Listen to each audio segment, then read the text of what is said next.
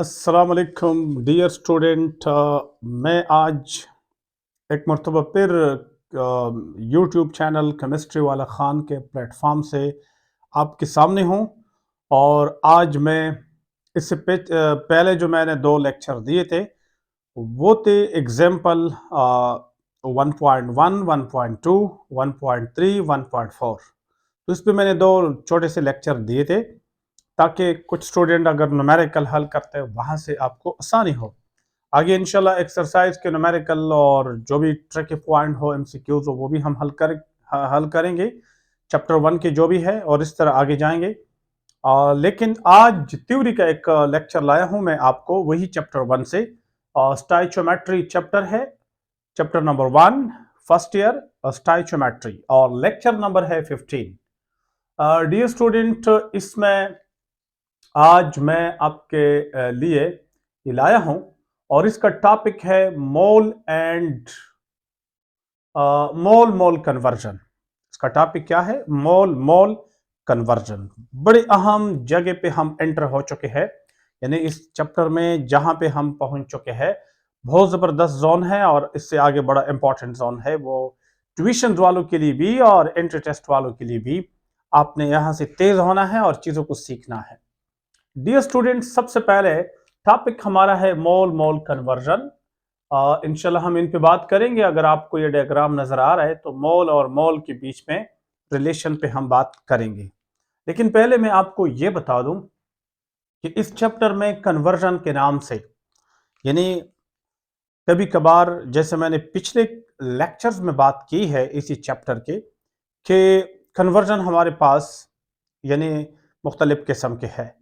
कभी मोल और मोल में, कभी जो है उससे अलावा मोल मास में, कभी मास को पार्टिकल में, कभी मास को आयोगेड्रो वॉल्यूम में, वगैरह वगैरह हम डिफरेंट तरीक़ों से करते हैं। तो मैंने ये भी आपको समझाया था पिछले क्लासेस में कि हमारे पास क्वांटिटी चार चीज़ों में होते हैं। हम जनरली केमिस्ट्री में क्वांटिटी आप सब्सटेंसेस को अगर हम लेते हैं तो या लेते हैं in the form of mass, या इन लेते हैं in the form of mole, या in the form of particle, या in the form of volume. तो ये चार चीज़ों में हम क्वांटिटी लेते हैं। और आपको ये भी बताया था कि हम चैप्टर 1 में क्वांटिटी के साथ रिलेटेड है, स्टाइचोमेट्री का ताल्लुक है क्वांटिटी के साथ। तो quantity in terms of mole, mass, volume and number of particle, ये चार चीजें थे आपके पास। आज मैं पहले जनरल इनका उसी मेन जोन तक आ चुका हूं इस चैप्टर में। तो आज मैं थोड़ा सा इनके इंपॉर्टेंस बताता हूं। सबसे पहले बात तो यह है कि इस चैप्टर का 70% मकसद ही यही है कि इसमें कन्वर्जन है। आपने कन्वर्जन को सीखना है। बकाया जो 30% है वो क्या चीज है? वो थ्योरी है। ये 70% जो है ये न्यूमेरिकल टाइप है, एमसीक्यूज टाइप है, और कैलकुलेशन टाइप है, कन्वर्जन है। और बाकी जो 30% है, suppose limiting reactant and excess है। इसके अलावा अगर आपको पता हो yield, percentage yield, theoretical and actual yield है। उसके अलावा कुछ छोटे मोटे डिफिनीशंस है। लेकिन मोस्टली ये चैप्टर क्या है? मैथमेटिकल फॉर्म्स है, एक दूसरे से में कन्वर्ट करना है। तो मैं डियर स्टूडेंट बात करता हूं थोड़ा सा इस पे। आपकी बुक में कन्वर्जन है लेकिन बहुत ज्यादा डिटेल में भी नहीं है, और जब इंटर टेस्ट में आता है तो डिटेल में आता है। लेकिन वैसे अगर कोई आपसे पेपर वगैरह में वैसे पूछता है तो बुक में बहुत कम है। तो डियर स्टूडेंट, ये जो 70% है जो मैं बता रहा हूं, इसमें हमारे पास मोल टू मोल कन्वर्जन भी आ सकता है, और दूसरा जो सिंपल सिंपल है, मास मास कन्वर्जन हो सकता है, और एक आपके पास एक और दिया है, ठीक है, मास टू मास, मोल टू मोल, और मोल टू मास। आपकी बुक में तीन दी है, आपको पता हो डायरेक्टली तीन दी है किताब में, मोल मोल, मास मास, और मास मोल। लेकिन इतना काफ़ी नहीं है, अच्छे स्टूडेंट के लिए इतना काफ़ी नहीं है। इंटर टेस्ट क्वालिफायर के लिए या इंटर टेस्ट में आगे जाके स्कोर करने के लिए ये काफ़ी नहीं है। तो हम बात करेंगे इस चैप्टर में, कभी मोल मोल कन्वर्जन होगा, कभी मोल मास कन्वर्जन होगा, कभी मास मास होगा, और यही मोल यानी कभी मास में होगा, कभी पार्टिकल में होगा, कभी वॉल्यूम में होगा। यानी यहां से आप चार जगहों तक जा सकते हैं। अगर एक मोल में दिया हो, अगला मोल में पूछा हो, एक जगह हो गया।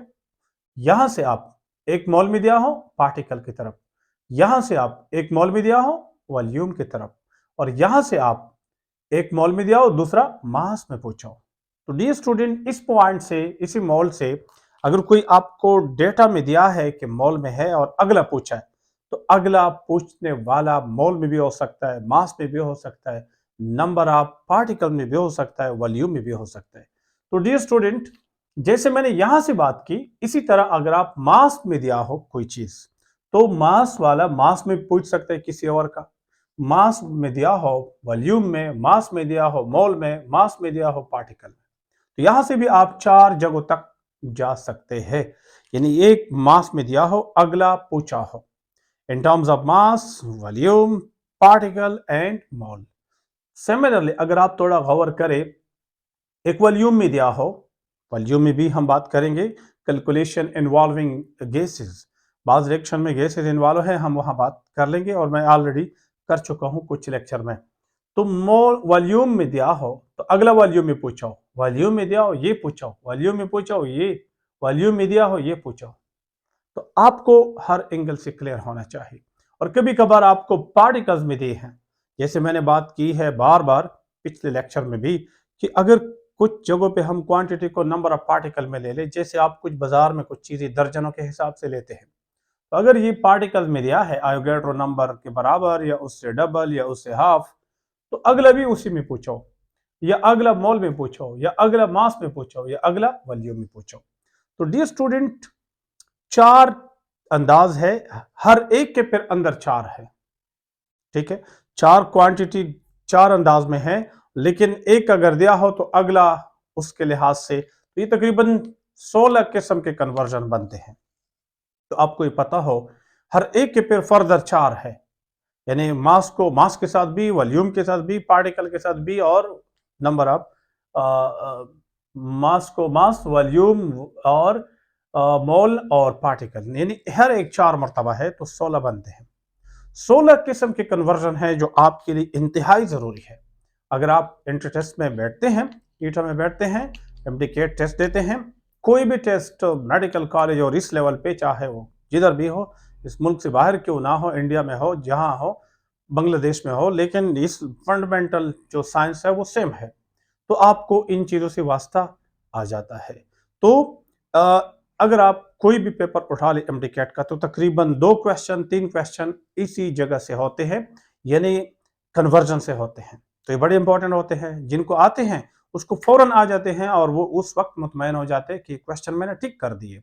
और जिनको नहीं आते हैं वो उस पर ठाम भी जाया करते हैं, और एट द एंड पता नहीं चलता है उनका तुक्का लग जाता है या नहीं लग जाता है, उनसे ठाम खत्म हो जाता है, और अगर गलत किया तो बहुत खसारे में आ जाता है। तो डियर स्टूडेंट, इस पे मैं इंशाल्लाह डिटेल में बात करूंगा, आगे मजीद कुछ लेक्चर इसी पे होंगे, लेकिन आज का जो लेक्चर है वो मैं लाया हूं मोल मोल कन्वर्जन पे, मोल मोल कन्वर्जन पे। तो dear student, what is mole mole conversion, सबसे पहले आपको ये चीज क्लियर हो। मोल मोल कन्वर्जन का मतलब ये है, द कन्वर्जन पहले मैं डिफाइन करता हूं, ठीक है, बुक में प्रॉपरली डिफाइन नहीं हुआ है, और फिर मैं मतलब समझा देता हूं और फिर कैलकुलेशन समझा देता हूं।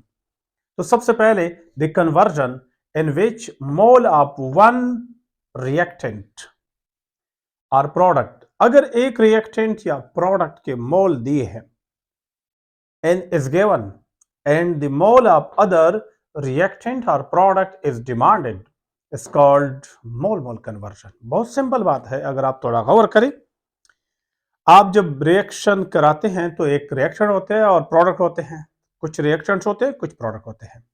अगर आपको रिएक्शन में से एक या प्रोडक्ट में से एक मोल में दिया है और आपसे दूसरा रिएक्शन दिया हो, अगला रिएक्शन भी आपसे पूछ सकता है मोल में, रिएक्शन दिया हो मोल में, प्रोडक्ट भी पूछ सकता है मोल में। अगर प्रोडक्ट दिया हो, अगला प्रोडक्ट दूसरा कोई तीसरा बनता हो तो उसकी मिकदार भी मोल में पूछ सकता है, और अगर ये मोल में दिया हो प्रोडक्ट तो आपसे रिएक्शन बैक भी मोल में पूछा जा सकता है। तो इस मोल मोल के अंदर डिफरेंट अंदाज है, यानी मेरा शॉर्ट मतलब ये होगा कि एक अगर आपको मोल में दिया है, चाहे वो रिएक्टेंट है या प्रोडक्ट है, और दूसरा आपसे मोल में पूछा है, चाहे वो रिएक्टेंट है या प्रोडक्ट है। तो ऐसे कन्वर्जन को हम क्या कहते हैं, मोल मोल कन्वर्जन कहते हैं। अब इंशाल्लाह आपको ये बात समझ आ चुकी होगी। अब मैं बात करता हूं इस चीज को समझाने के लिए, मैं एक एग्जांपल लेता हूं जो इसके साथ रेलेवेंट एग्जांपल है और आपके टेक्स्ट बुक का एग्जांपल है लेकिन इनके साथ रेलेवेंट है। तो मैं वो एग्जांपल लेता हूं 1.5, इससे पहले मैं 1.4 तक सॉल्व कर चुका हूं और उसमें भी अच्छे अच्छे पॉइंट जहां मैं बता चुका हूं। आप क्वेश्चन को, चीजों को सिंपल ना ले, तो सिंपल भी हो वहां देखा करे, शायद आपको कुछ अच्छे आइडियाज या पॉइंट्स या कंसेप्ट्स मिल जाते हैं। तो क्वेश्चन जैसे भी होते हैं, टॉपिक जैसे भी होता है, मुश्किल आसान सारे आएंगे, लेकिन अगर आसान भी आता हो तो उसको ज्यादा लाइट ना लो, मेरा मतलब ये है। ये मेरे पास एग्जांपल नंबर 1.5 है। अब ये क्या कहते हैं, बड़ा सिंपल है। Oxygen can be prepared by the decomposition of potassium chlorate. अगर हम पोटाशियम क्लोरेट को डिकम्पोज करें हीट के जरिए, तोड़ ले, डिकम्पोजिशन मीन तोड़ना, तो यहां पूछता है how many moles of oxygen can be formed by taking 10 moles of potassium chloride. इसके कितने मोल बनेंगे अगर हम इसके 10 मोल ले लें, क्वेश्चन ये कहता है। तो बहुत ही सिंपल है, देखो मोल ऑफ KClO3 कितने ले हैं, 10 मोल।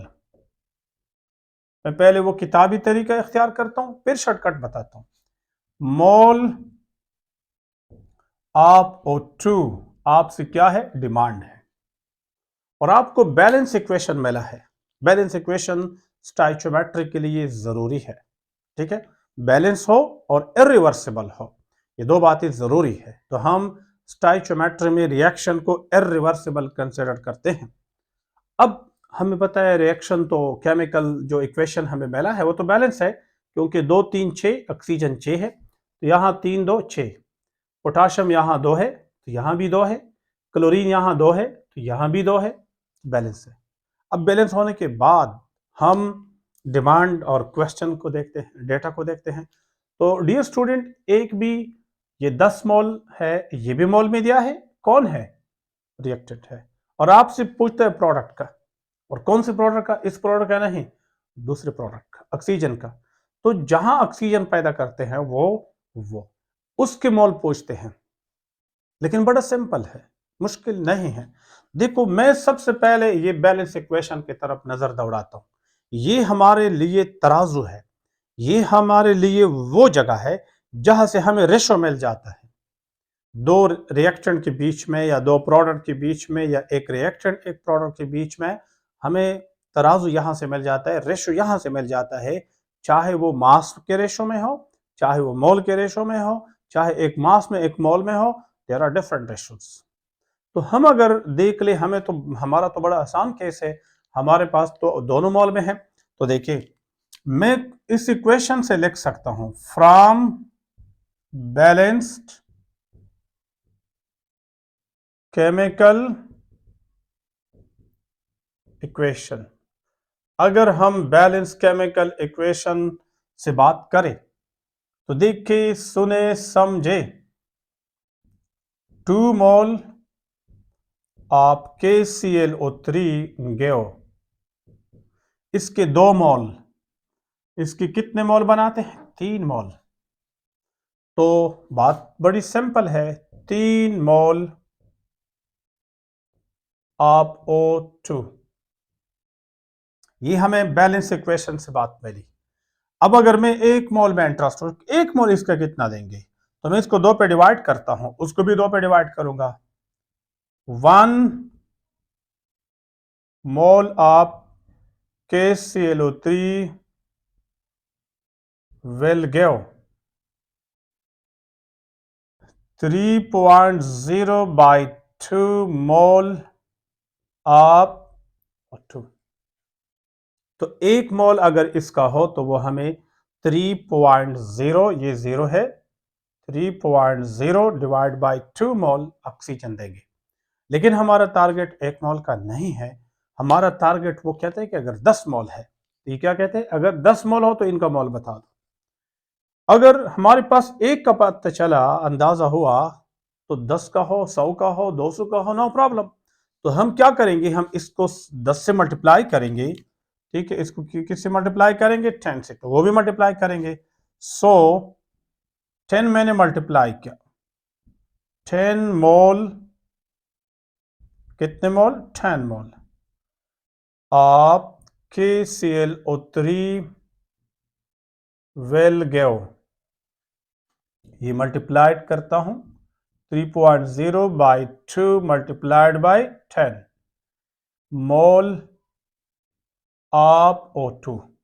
देखो यहां जो चीज है, अगर आप इनको थोड़ा सिंपल करें, आसान हो गया। तो देखिए यहां मल्टीप्लिकेशन, ये देखो ये कटिंग हो सकता है 2 और यहां हो गया 5, तो हमारे पास आ गया 15 मोल ऑफ ऑक्सीजन। ये आपके पास जवाब है, ठीक है डियर स्टूडेंट, ये आपके पास जवाब आया है, बड़ा आसान है।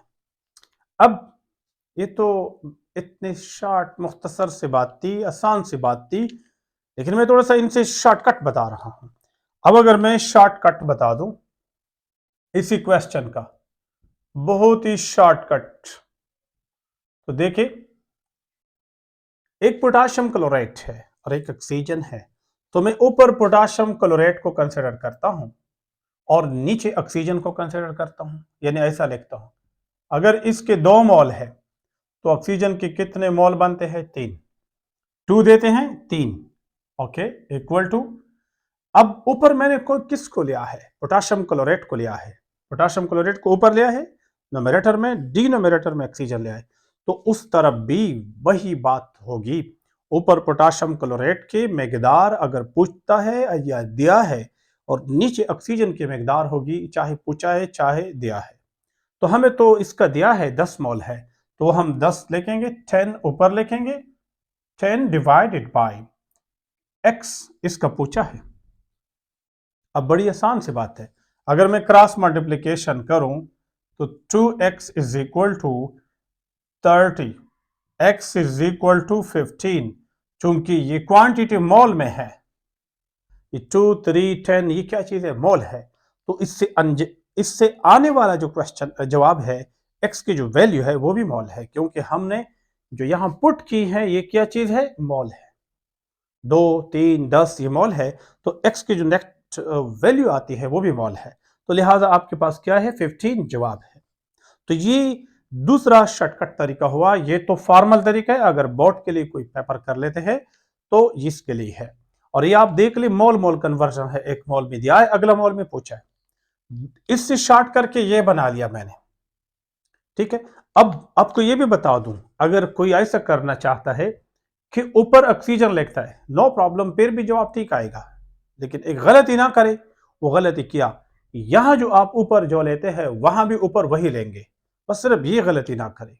तो देखिए मैं दूसरा तरीका बताता हूं, अगर 3 ऊपर हो, ऑक्सीजन के मोल ऊपर हो और इसके मोल 2 नीचे हो, तो फिर यहां ये 10 मोल किसके है, पोटाशियम क्लोराइड, ये नीचे होंगे, ये x ऊपर होगा, फिर भी क्रॉस मल्टीप्लिकेशन करके x की वैल्यू 15 ही वैल्यू आती है।